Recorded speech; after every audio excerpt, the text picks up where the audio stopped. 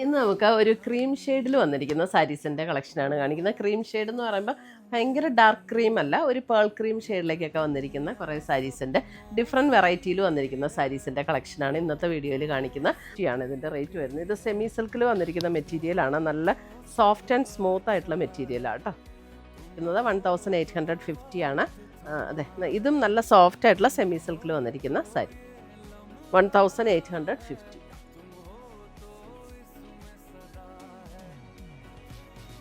1850.